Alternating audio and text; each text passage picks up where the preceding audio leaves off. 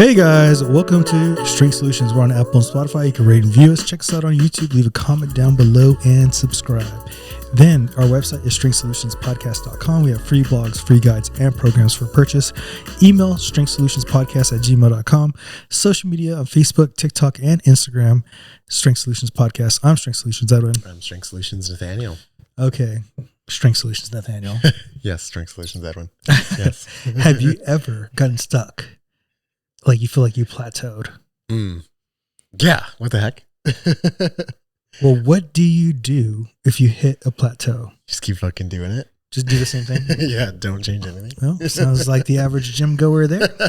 Which is kind of funny. You're right. A lot of people will say that, right? Where they're like, well, I always feel like I get to a point and I just can't do it anymore. So I just stop. And then they just kind of run around in a circle over and over and over again. I think that I was lucky enough to like find you or find like proper programming before I ever had to go through something like that at the beginning. But even now, you know, when I'm trying to lift heavier, get to certain weights or things like that, there's a moment where my body's like, yeah, okay, this is enough, you know, for a time being. Does your body say, I got to go? Pretty much, you know, that's what I imagine it saying.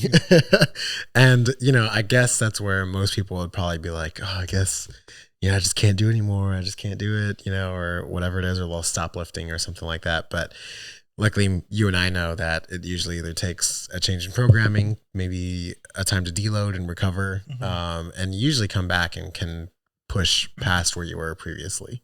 Yeah.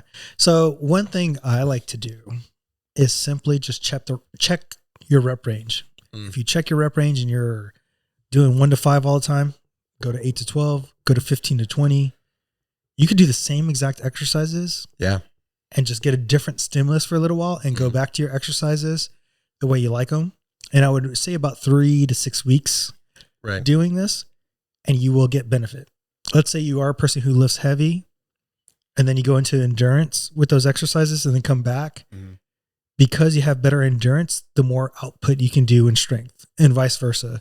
A lot of people who like to run all the time, if they get a little bit stronger, they can run a lot easier in their endurance. Yeah. I know that, you know, sometimes it's just difficult to even just change the rep range, right? Because you're just so used to doing it one way, or you just really, really enjoy doing it that way. And I'm sort of in the same boat sometimes, but I find that if I just change my perspective about it and kind of think like, okay, well, this is going to help me, you know, a few weeks down the line or months down the line to go back to the way that I like lifting and be better at it, right, than I was previously, then there's some utility to it, right? And I'm going to try my best to get through it or stick with the phase, you know, and not quit after, you know, 2 weeks and be like, I don't want to do this anymore. Because that's kind of what I did leading up to, you know, where I'm at right now. I sort of went all the way back, chose maxes or numbers that I wanted to hit, right, and took percentages of those and then worked my way back at like, you know, for endurance. And I was like, okay, well, you know, if I want to squat 315, what's 50% of that? And I'll work through endurance on that, right? And then start lifting my way back through, you know, going through the rep ranges or phases and things like that. And I found that that helped a lot, you know, and even just in like psychologically, just taking a break from lifting heavy all the time, going through and being like, well, I'm going to squat 115 12 times, you know, that's a little less daunting than I don't know. Don't downplay that. True. Yeah. There's a lot of like the cardio aspect to it and stuff like that. Like, man, I was fucking winded. So I was like, can't wait till I'm done with this. Yeah, dude. But it does help. And now, you know, I'm back at the weights that I wanted to hit and I feel better than I did, you know, previously. Yeah. And then there's another way, simply by just changing the exercises that you're doing and then going back to the exercises. So, for example, I have weak glutes. Maybe I do focus on glutes a little bit more for a couple of weeks, 3 to 6 weeks, and then I go back into my regular exercises. It's going to make me much stronger and better at my regular exercises. So this is another way to do this. I have recently done this where I've really worked on my glutes, and now I feel more stable on my squat and my deadlift. Yeah, I can see how that helps a lot too, especially in like focusing on weak points, right? Or maybe lagging areas, or even if you're having pain or something like that, can help you with those bigger lifts or, you know, however you want to lift that you're trying to work back to. Like right now, I was doing my bench press earlier today and I know my right side is falling behind. I don't know why, but I can feel it on my bench where it's like kind of slower to press up as I'm going through. And so I'm kind of taking these mental notes and thinking like, okay, when I'm done with this, I need to make sure I go back, work on maybe some dumbbell work, Unilateral, right? stuff, unilateral things, maybe work on my triceps a little bit more, stuff like that, because it's kind of exposing those, right? As I get to those bigger weights and see like, oh, okay, that's where the problem lies. And I can go back and work on those things and come back better. Mm-hmm. Now, this one's going to sound weird coming from me. Okay. But doing unorthodox modalities. Yeah. So this is where a lot of people are stuck in a certain modality. Yeah. So for us, we get stuck in a lot of that powerlifting, strongman, bodybuilding. We get stuck there. If we go into something like functional training, or kettlebells, we will get tremendous benefit back into our weight room routine. Right. If we do those things. And that's another great way to bust a plateau, is do something that you've never done before and then go back, because it's going to strengthen you in different planes that is not your normal plane of motion that you do.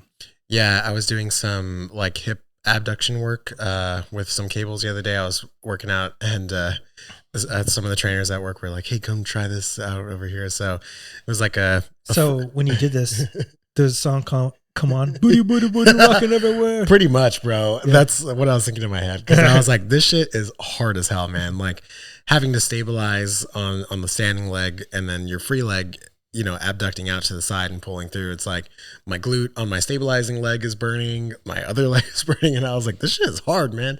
Like I'd rather squat 300 pounds than do this shit. But I could see how beneficial it was, where I was like, wow, I can really see how it's working my stabilizers. I'm getting that abduction that I never really work, like I'm doing it, and you're like, oh, I'm gonna go all the way out, and it's like you get halfway there and you're like, fuck, I can't go anymore, And so again, it like sort of exposes those things, helps train in different ways. It was really good. I can totally see how I could add that into a program for like getting a big squat, right? Okay, you want to really stabilize those legs, right, in the lower parts of a squat, then get down super low and try and abduct out to the side, because that shit's hard. Yeah. This next one has nothing to do with fitness. What you can do is change your nutrition. Whether you're cutting and you're stuck in that cut cycle, go for a bulk. If you're always bulking, you go for a cut. Super simple. Yeah. And I think that's also a good way, like you said, outside of just lifting weights and stuff like that.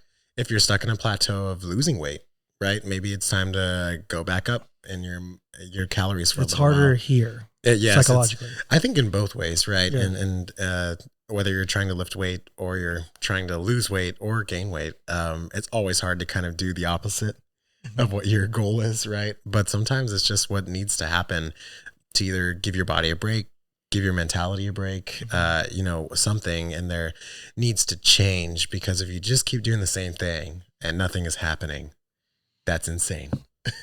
I mean, a perfect example, dude. This whole time I've been getting, man, you're losing a lot of weight. Blah, blah, yeah, blah. dude, you do look fucking awesome right now.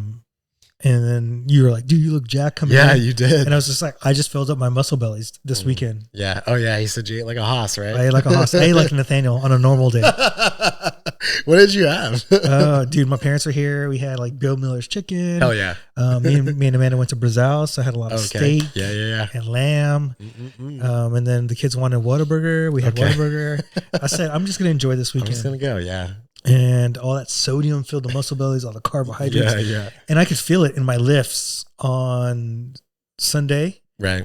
And yesterday when I pushed the sled, and where I'm at, there's like a lot of drag in our turf. And I did 8 plates yesterday. Holy fuck. And the thing weighs 110 itself. Okay.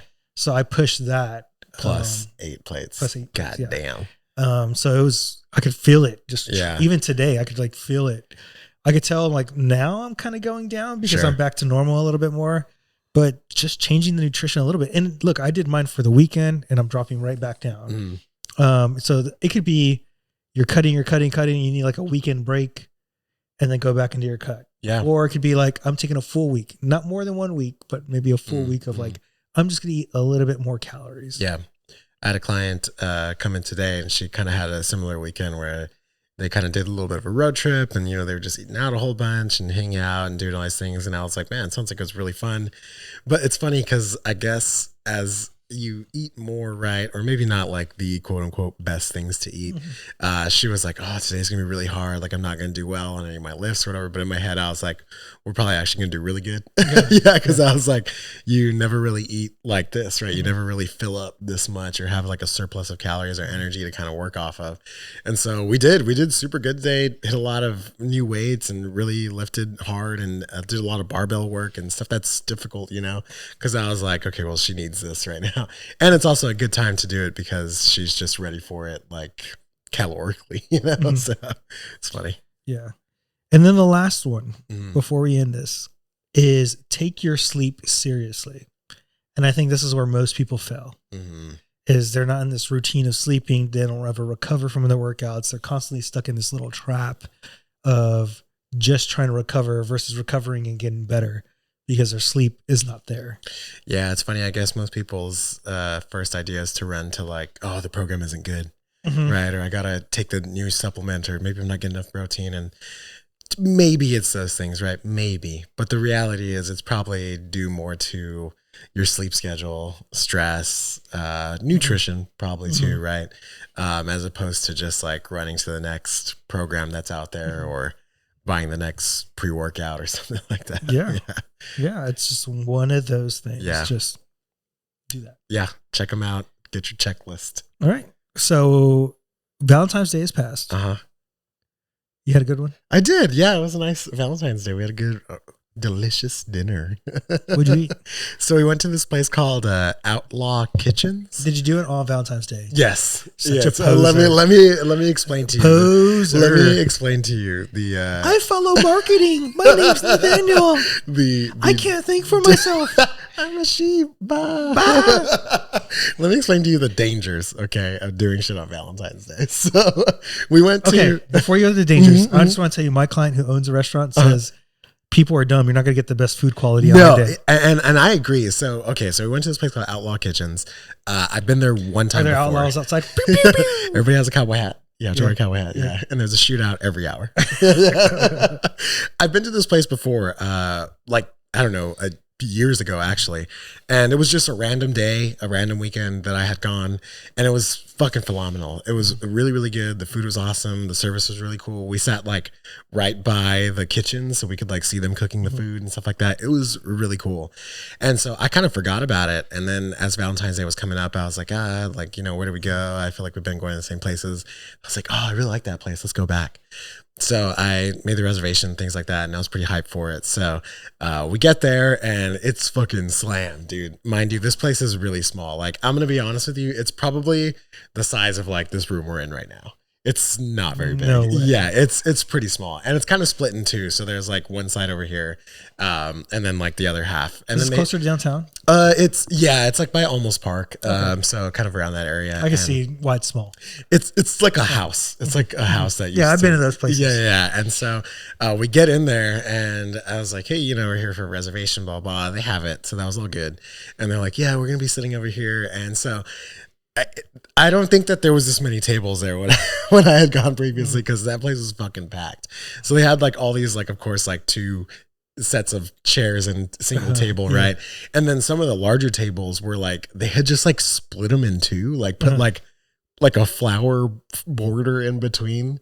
So like you're kind of like sitting right. They made next it for to, couples. Yeah, you're kind of like sitting like right next to someone else as you're like hearing your conversations. yeah, it's super not uncomfortable or anything. I didn't like it when you put it in my butt. So we're doing it again tonight, babe. And so today's my day. This day's about me. And so yeah, and you know, it's almost like this like factory type feeling where they're just like, here's the food, go. Okay, bye. And it was like, as soon as one table was gone, it was like bust, and there was like another person sitting there. And it was just like over and over and over again. The food itself was good. I will say that either I've been to places that have had better food for a cheaper price, but it may have also just been the fact that it was that day. Because the first time I had went, I was like, this place is fucking phenomenal. It was really, really good. I remember it not being super crazy price wise or anything like that. But I was like, oh man, I don't know if I'm like happy about doing this today.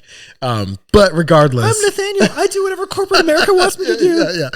And so what do we have? The starter was a scallop and a crab puff pastry. which is pretty good. It was really good. And then the entree was what they called a steak Diane, I think is what it's called. So it's like steak with like an au jus sauce, which is like a mushroom sauce thing, carrots, green beans, and like a twice baked potato thing. Dessert was a strawberry. Bro, you just got to bake the potato once. Yeah, you know you don't have to do that twice, right? And then for dessert, it was a strawberry panna cotta, which is like, have you had flan? Yeah, I love flan. It's like the same consistency, but kind of like, I don't know, like cheesecake, I guess. Anyway, and then they paired it with like a drink for each one and stuff like that. So it was all really good. And the one thing that I did like was that all their produce, so like the carrots, the green beans, the potatoes, the strawberries, all that stuff, they have a garden in the back and they just source it straight from there. And so it was really good. The carrots were really good. The green beans were awesome. It tasted super fresh. And that was the one thing that I did like about it. Everything tasted like very fresh and made right then. And they always do a prefixed menu there. So they just do like simple stuff over and over and over again. So it always comes out very consistent. So it was good, but that's good. I was like, maybe not Valentine's Day next year. Sounds good. Yeah. It's good, dude. Thanks, man. How was yours? It was good. Yeah. What did you guys do? We didn't do anything on the day of. Okay. Smart. Not a sheep. Yeah. But on the day of, there was a flowers. Yeah. Some sort of like food. Okay. I'm not going to say what the food is. I'll tell you off air. Okay. And then a note that goes with the food, and that meant something to my wife. Interesting. Okay. And so that's what I did. Okay. And the food wasn't like some extravagant thing. It was just something super simple. Yeah. But then we went to Brazilian Steakhouse on Sunday together. How was that? How was like the weekend of? Was it just like a normal Sunday, or was it also it was like normal, extra dude. It wasn't packed? that packed. Yeah, nice. It was nice. There you go. Because I'm not a sheep. Nathaniel, bye. I came in wearing a wool coat. Dang, no, the weather got cold, huh? It was actually cold that day. But it was good. We just had a really good conversation and saw my parents this weekend, and Beautiful, it was good. Man. Great job. Yeah. Speaking of Valentine's Day, you sent me this Reddit post. So in this Reddit post, it showed the section of Valentine's Day. Greeting cards. Yeah.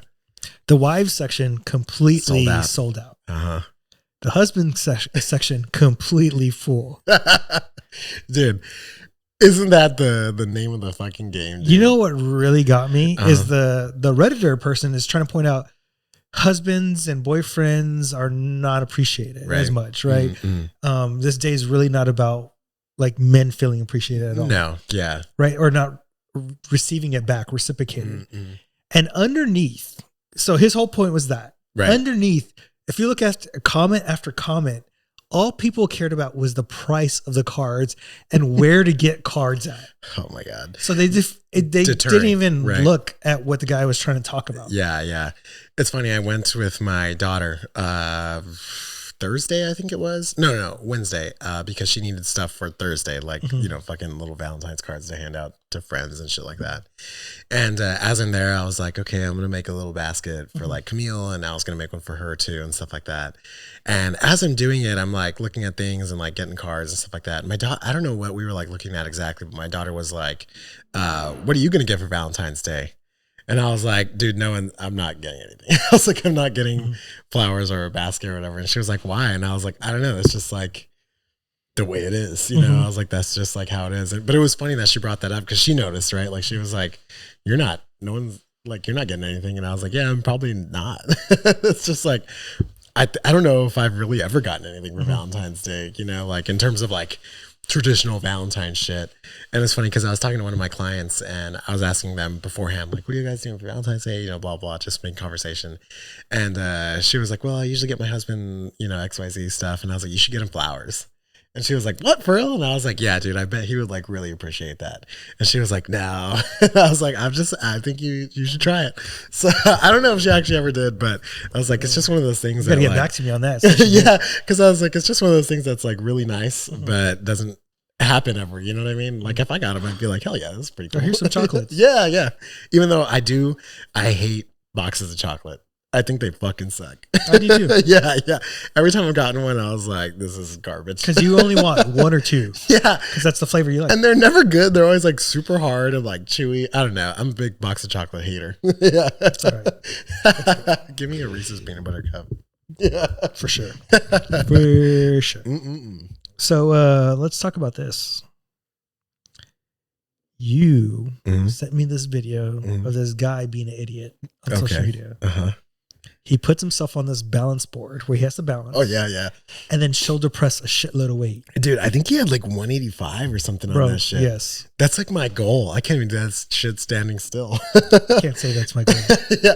I don't know. Like I sent it to you and I was like, this is actually a fucking insane thing to do. Like it's hard enough to press overhead. I think in terms of the big foundational lifts, overhead is it's probably the most complex and hardest. Probably the most complex and hardest. Yeah. I mean, in terms of complexity, I guess the deadlift would come in somewhere around there too. But in terms of how much weight you can push, it's got to be the lowest one, right? Correct. Like it's just the hardest. It's got the most stability factor. There's so if much you going lose on. anything from your feet up, yeah, it's done. It's over. Yeah, you're not going to get it up. And so to be on a fucking like balance board, which it's like a plank of wood essentially on like a rolling barrel, right? So he's on top of that shit fucking pressing the weight.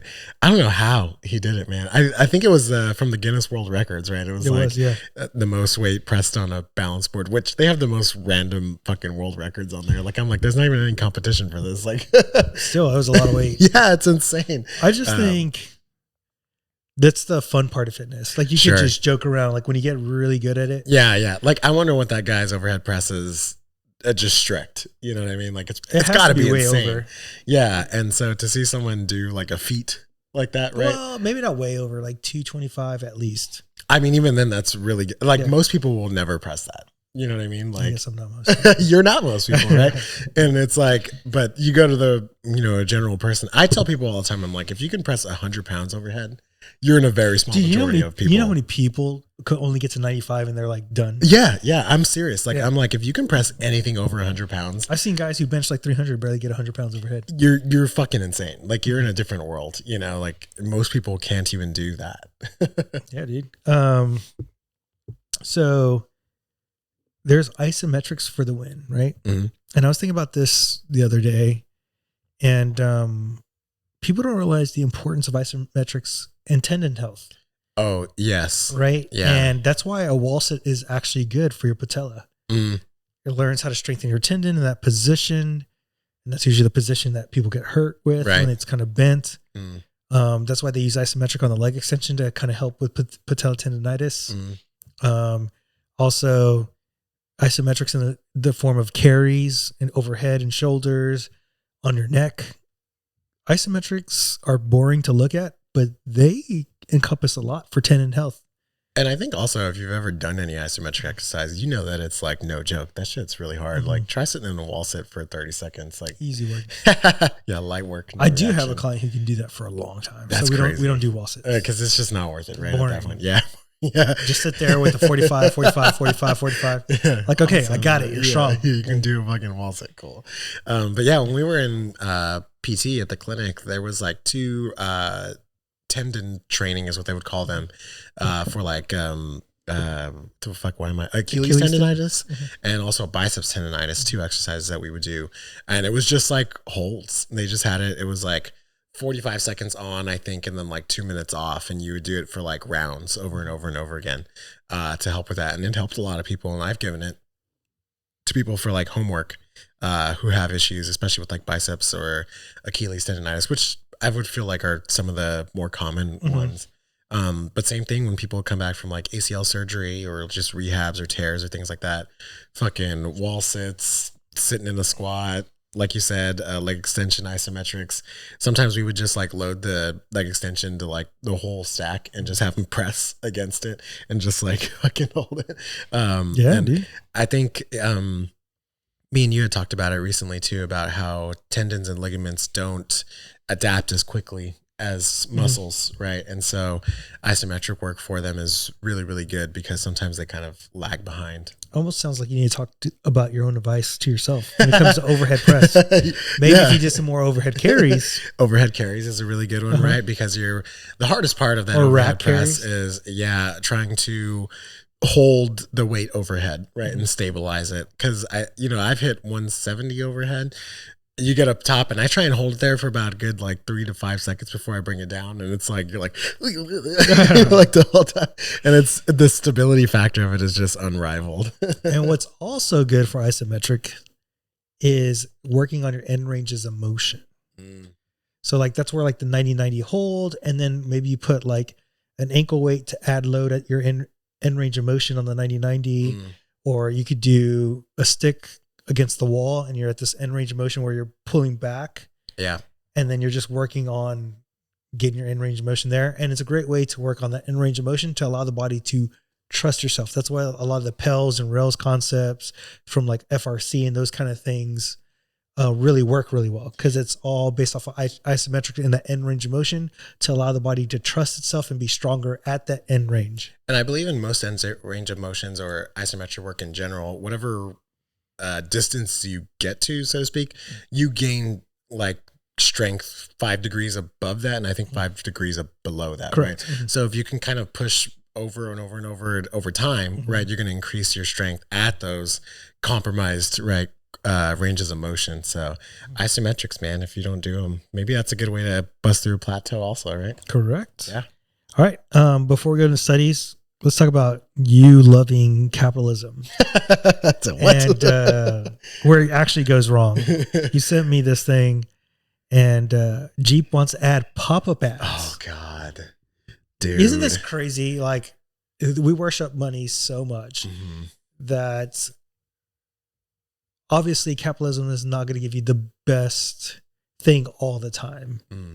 And if you are going to get ads, it's a way to make more money. And if you use one, I've been thinking about this lately, about like society in fitness. If we use one metric, BMI, it's horrible, right? If we use one metric in society, like money, it's horrible because it doesn't encompass everything. And so you could chase this one metric. It doesn't mean it makes other metrics better. Yeah, I mean, that's insane, dude. You're already paying so much for a car in general. It's like when they did the heated seats. It's probably never going to happen. Oh, yeah. Yeah. I mean, I hope it doesn't. I can only imagine. It's funny because, like, I remember when billboards started being, like, digital and changing and stuff, and everybody was like, it's too distracting and it's going to cause car accidents, you're going to die. And it's like, now it's right in your fucking screen, you know? And it's like, oh, that's cool. You know, whatever, make more money. And it's like, but there was a lot of people were not happy about that, because I think they already like did it in some vehicles, or like demoed it, I guess, like kind of testing it, and everybody fucking hated it, because it's like, I don't even know why you would think that. It's just like our subscription service is supposed to be better than cable. It's just become cable now with all the ads. Now you just have a million subscriptions that you have to fucking remember and deal with. It's crazy. All right, so let's talk about our first study. Drug may counteract muscle loss and osteoporosis after rapid weight loss. So rapid weight loss affects muscle mass and can increase the risk of osteoporosis. But now there's a good news for people taking weight loss medication who may be at risk. A new study indicates that the drug Bimareg, it was hard to pronounce. I didn't can counteract the side effects. Yeah, that's insane. So I think what I was reading is that they said that they already prescribed this drug to people who have like muscle atrophy or loss. I don't know, maybe people who've had accidents or have diseases or things like that, to kind of help counteract that. So you're telling me we haven't changed the issue. We're taking one drug to take another drug to take another drug. Yeah, it's kind of hilarious where it's like, okay, if you take Ozempic, make sure you also take this other one so that it doesn't, you know, make you lose your muscle. And you're probably going to have to take this one because they were saying that it has like side effects and things like that. And it's like, dude, you know, you could probably just exercise and eat right. So now, I have nothing against Ozempic. It's like, you still got to work out. You still gotta, you know what counteracts muscle loss? Working out and eating the right nutrients. True. And osteoporosis. Like, it's just, we're trying to find this easy route. There is no easy route. Yeah. No, I think medications like you said, like this, I got no problem with them. If you have like severe obesity or some sort of life-threatening issue or something like that, yeah, dude, take the Ozempic. I think it's probably a good idea, right? If you're stuck in a wheelchair or had an accident or dealing with some sort of disease and you're losing muscle and you're getting sick and stuff like that, yeah, probably take the medication.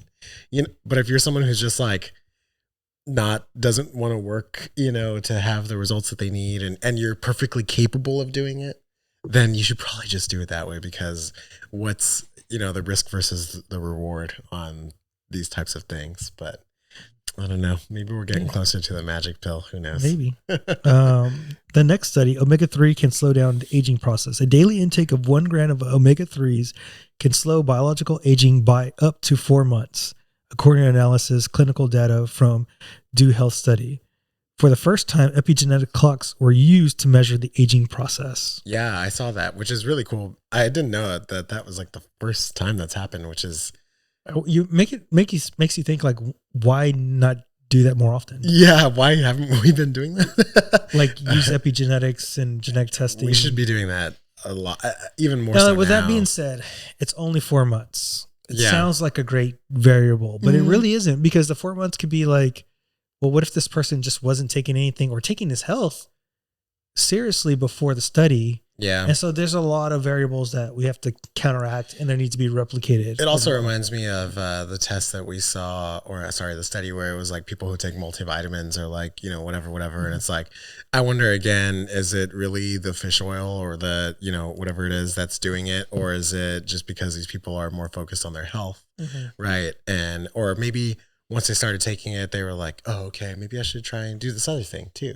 Right. And what it really comes down to me, if you, again, boil the study down, it's like, okay, if your nutrition is right, you're probably going to live longer and healthier. This is just a supplement that kind of replicates what you would get from eating healthier. Yeah. So, yeah. And it makes me think, you know, also when people look at studies like this, sometimes you can't tell a person what not to do outside of the supplement. right. Yeah. Cause they could like subconsciously make healthier decisions also. yeah. Cause they're going to tell them, you know, like, hey, you need to make sure you just take this and don't change anything else. But you can't How many times control it all the time. Okay, how many times have I gotten somebody and I'm like, okay, I want you to track your food for the next 2 weeks and don't change anything. And you're like, you didn't fucking eat like this. Yeah, yeah. It's like, okay, so you ate salads and grilled chicken and I don't think so. You had no processed food, right? Yeah. All right, let's go to the fitness questions. The first one is, how do I get my family to work out? That's tough. You don't.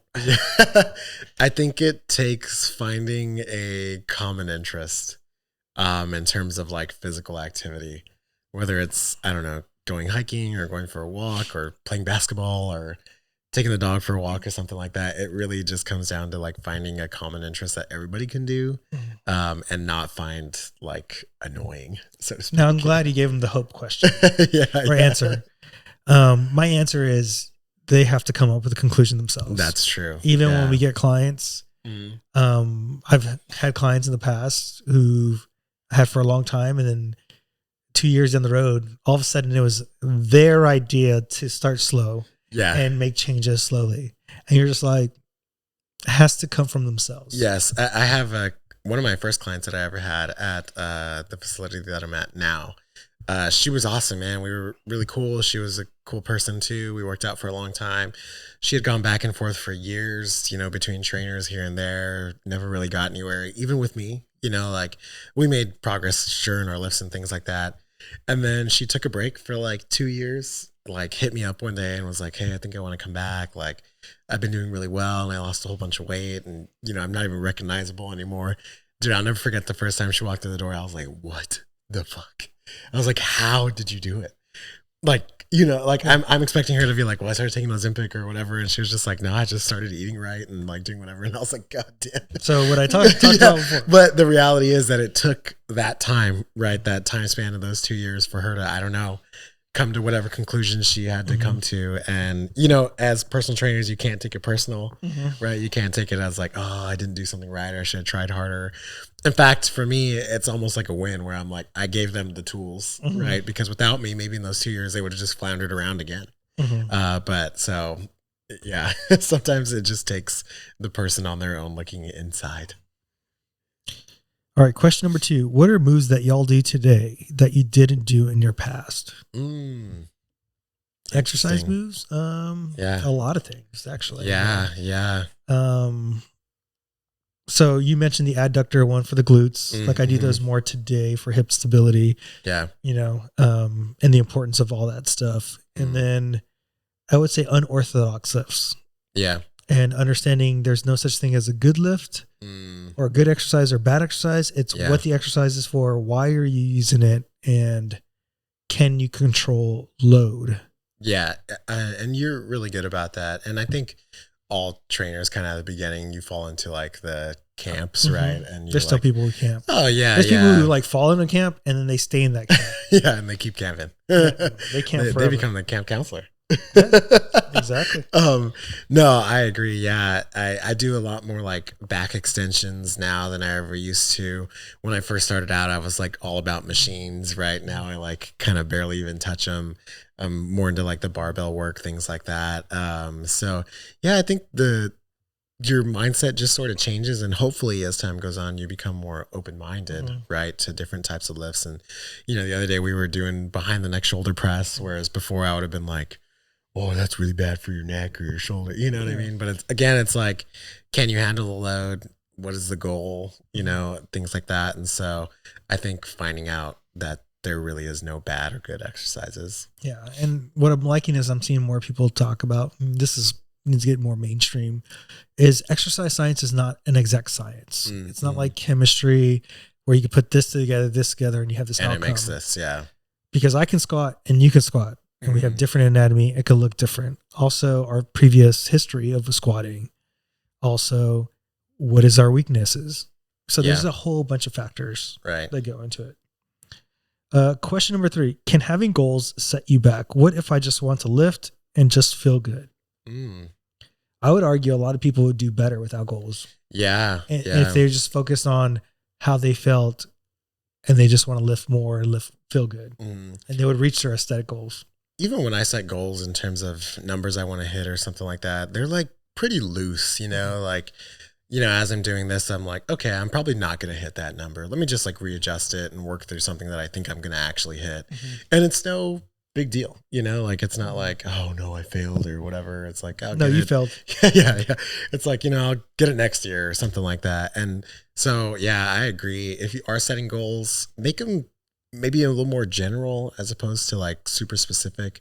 I think there's a time and place for specific goals, but I think that most people would probably do better, like you said, with a more wide sort of goal, because no matter what, if you're working towards something and just being consistent, you're probably going to get somewhere close to what you want. Your goal could literally be, I want to pick up my grandkids when I'm 65. Yeah. Yeah. And that means, whatever that numerically turns into or whatever it is. But as long as you can do that thing, then you did it, I just think we've been like bamboozled in the fitness industry. Yeah, for sure. That all we look at is body percent fat, and we look at this metric of strength. Like your goal could be whatever you want it to be. It doesn't have to be what society tells you. It's because goals like sell product, right? Like that's what ends up. If oh yeah, that's true. If I'm making, or if I'm a business person, it's almost like a pop-up ad on Jeep, huh? Yeah. I'm like, me selling, hey, be healthy, doesn't really sell a product, right? And so I think that's unfortunate. It is super unfortunate. All right, question number 4. What are your favorite exercises to build shoulders, and how would you use them? Freaking overhead press. What are you talking about, man? That's my favorite. Overhead press. Yeah. Honestly, carries. That's a good one too. And the reason carries is you have to isometrically, if you think about for your back, isometrically, what is the easiest way to build your back? Deadlift. Yeah. You can hold the most weight. Carries, you can hold so much weight at the very top. So you would set the rack up and just hold and then carry across the gym. And it's incredible. Yeah. Those isometric lifts, right? Coming back to that overhead carry, even I would assume even like a farmer's carry could help with that, especially if you're like kind of pulling the weight out to the sides a little bit and kind of holding that isometric, right? Lift again and holding that through. Anything that's going to challenge the stability, I think that, and the load, right? The more you can load, the more response you're going to get. And I think that's really important. I don't know if I sent you a video or if it was somebody else. No, I had sent to you, where they were talking on a podcast about like being super strict with the movement and using like a really light weight all the time to like move, and that's the only way you should lift and it should always be perfect and things like that. And is there any benefit to, really loading something heavy and just kind of getting it up and doing it anyway? And I think, going for a heavy weight, right, and holding it isometrically, even if you just can't rep it out, is a great way to build shoulders. Yeah. If I was to put like a time frame and all that stuff, I would shoulder press, whether it's barbell, dumbbell, Arnold press, at least 3 times a week. Yeah. Yeah. And then I would do them like 2 at a high intensity and do 1 at a little bit lower intensity. I would also do like your lateral raises, all those things. But I would also carry at least twice a week. Mm-hmm. And that will get your shoulders feeling really good. And don't underestimate upright rows for your rear delt. That's a good one too. Yeah. And I think just understanding like the volume too, right? A carry is a great way to add in a lot more volume without being like super destructive. Just like a sled width for your legs. Yeah. Yeah. It's a very good accessory. All right, guys. If y'all like what we're doing, you can share us on Apple and Spotify. You can rate and review us. Check us out on YouTube. You can leave a comment down below. Subscribe. Our website is strengthsolutionspodcast.com. We have an email, strengthsolutionspodcast@gmail.com. We're on Facebook, TikTok, and Instagram. I'm Strength Solutions Edwin. I'm Strength Solutions Nathaniel. Peace out. Aroof.